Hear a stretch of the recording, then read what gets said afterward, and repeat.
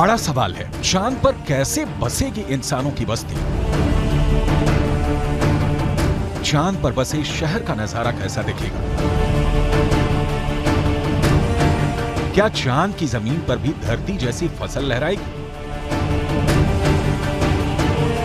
क्या चांद की धरती पर खेती मुमकिन है?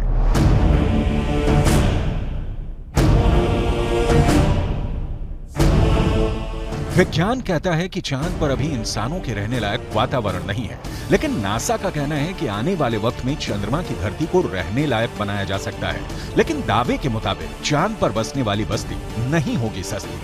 अंतरिक्ष में चंद्रमा धरती का सबसे करीबी पड़ोसी पिंड है। पिछले 6 दशकों में इंसानों ने 100 से भी अधिक मून मिशन को अंजाम दिया है। सभी मिशन को कामयाबी नहीं मिली, लेकिन इन मिशन ने चांद को सबसे ज्यादा खोजा जाने वाला स्थान बना दिया और अब चंद्रमा पर जीवन की संभावनाओं की तलाश हो रही है।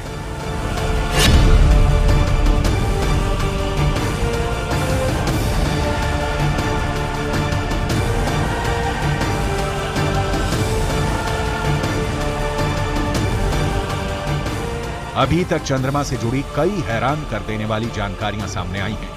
दावा किया जाता है कि चंद्रमा की मिट्टी में कई तरह के खनिज हैं। चांद की सतह पर पानी होने के भी सबूत मिल चुके हैं। वैज्ञानिकों का मानना है कि चांद पर जीवन के सबूत भी मिल सकते हैं। संभावना जताई जा रही है कि भविष्य में चंद्रमा पर मानव बस्ती बसाने का सपना पूरा हो सकता है, लेकिन यह काम इतना भी आसान नहीं है। चंद्रमा पर इंसान के कदम भले ही साल 1969 में पड़ गए हों,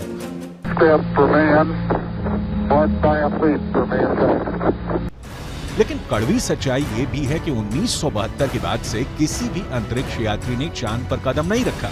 जब से इंसान ने चांद पर कदम रखा है, तभी से वहां इंसानी बस्ती बसाने की चर्चा चल रही है। 1972 से अभी तक 51 सालों में कई मून मिशन भेजे गए और उससे जो जानकारी हासिल हुई, उसके बाद से अब चांद पर मानव बस्ती का सपना जल्द आसान हो सकता है, लेकिन ये बहुत अधिक खर्चीला भी हो सकता है। क्योंकि अगर चंद्रमा पर कॉलोनी शुरू करने के लिए धरती से सामान भेजने होंगे तो ये काफी महंगा साबित होगा। एक अनुमान के मुताबिक सिर्फ 100 लोगों के लिए चांद पर जरूरी सामान भेजने के लिए करीब 1.25 लाख करोड़ रुपए का खर्च आएगा। ऐसे में अगर चांद पर इंसान को रहने लायक बस्ती बसानी है तो सबसे पहले रोटी, कपड़ा और मकान जैसी बुनियादी जरूरतों को पूरा करना होगा, जिसमें सांस लेने के लिए हवा, पीने के लिए पानी, पेट भरने के लिए खाना, हवा के दबाव से लैस रहने लायक जगह और रोशनी के लिए बिजली जरूरी होगी। दावा है कि इनमें से ज्यादातर जरूरतों को चांद से ही पूरा किया जा सकता है। चंद्रयान 1 की मदद से चांद पर पानी होने की पुष्टि हो चुकी है। पानी की खोज के बाद इसरो अब चांद पर जमी बर्फ का विश्लेषण करने में जुटा है। चांद की सतह की बनावट को समझने में लगा है। नासा के मुताबिक चांद के दक्षिणी ध्रुव पर बर्फ है। बर्फ के साथ साथ वहां दूसरे प्राकृतिक संसाधन भी हो सकते हैं। साल 1998 में नासा ने मून मिशन के तहत ये बताया था कि दक्षिणी ध्रुव पर हाइड्रोजन है। नासा का दावा है कि अधिक मात्रा में हाइड्रोजन होने की वजह से वहां बर्फ होने की संभावना है। इसके अलावा चांद के दक्षिणी ध्रुव पर बड़े बड़े पहाड़ और कई गड्ढे हैं। ज्यादातर गड्ढे ऐसे हैं जहां अरबों साल से अंधेरा है।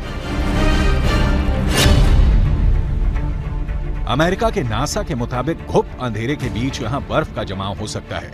अंदाजा यह भी है कि चांद के दक्षिणी ध्रुव पर अरबों सालों से पानी बर्फ के रूप में जमा हो सकता है। अगर चंद्रयान 3 का लैंडर और रोअर चांद पर बर्फ की मौजूदगी की पुष्टि कर देते हैं तो वहां मानव बस्ती बसाने की संभावना और बढ़ जाएगी। हालांकि इससे पहले भी चंद्रमा की सतह पर पानी होने के संकेत मिले थे। चांद के छाया में रहने वाले हिस्से में पानी के होने के संकेत मिल चुके हैं। वैज्ञानिकों को चांद के उस हिस्से में पानी होने के साक्ष्य भी मिले हैं जहां सूर्य का सीधा प्रकाश पड़ता है।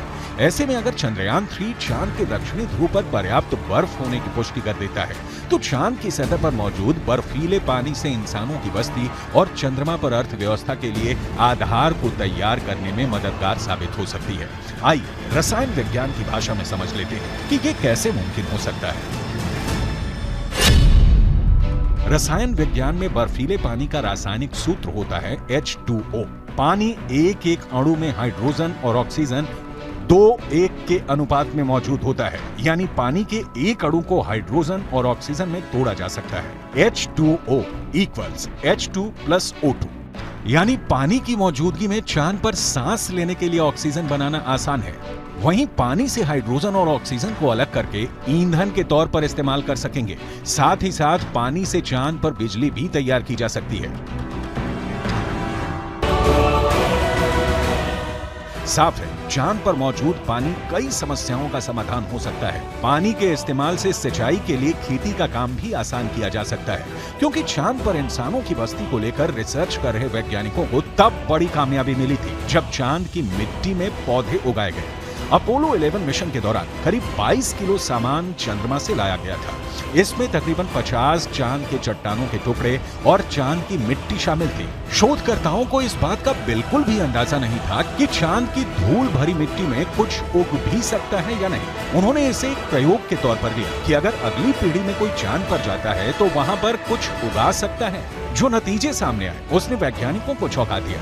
ऐसे में अगर चांद के दक्षिणी ध्रुव पर पर्याप्त मात्रा में पानी नहीं मिलता तो चांद पर बस्ती बसाने का सपना अधर में लटक सकता है। यानी चांद पर सस्ती बस्ती बसाने में चंद्रयान 3 बहुत बड़ा रोल निभाने वाला है, जिसकी शुरुआत चंद्रमा के दक्षिणी ध्रुव पर भारत के धमाकेदार दस्तक के साथ हो चुकी है।